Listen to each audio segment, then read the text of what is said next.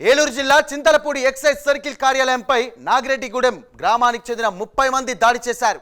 కార్యాలయ సిబ్బంది తెలిపినటువంటి వివరాల ప్రకారం నాగిరెడ్డిగూడానికి చెందిన వడిత్య రామదాసుపై పీడీ యాక్ట్ నమోదు చేయడంతో అదే గ్రామానికి చెందిన 30 మంది సర్కిల్ కార్యాలయం వద్దకు చేరి మూకమ్మడిగా దాడి చేశారు. కార్యాలయంలోని ఫర్నిచర్ ధ్వంసం చేశారు. ఆ సమయంలో అధికారులు ఎవ్వరూ అక్కడ లేకపోవడంతో నిరసనకారులు రెచ్చిపోయారు.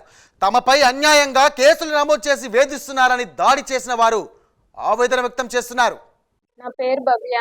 నేను ఇక్కడ ఎక్సైజ్ స్టేషన్లో జూనియర్ అసిస్టెంట్గా చేస్తున్నాను. ఈరోజు నాగిరెడ్డిగూడెం నుంచి వడితి రామదాస్ అనే ముద్దాయిని తీసుకొచ్చారు. పీడిఎఫ్ పెట్టడానికి తీసుకొచ్చారు అని చెప్పేసి నాగిరెడ్డిగూడెం నుంచి 30 మంది వచ్చారు ఇక్కడికి. అందులో 10 మంది ఆడవాళ్ళు, 20 మంది మగవాళ్ళు వచ్చారు. మగవాళ్ళందరూ బయటే నుంచున్నారు.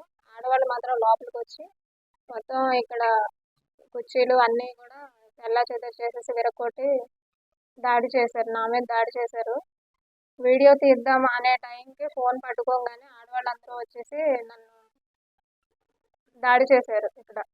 ఆ టైంలో నేను, మా సెంట్రీ కానిస్టేబుల్ దుర్గాప్రసాద్ గారు మాత్రమే ఇక్కడ ఉన్నాం.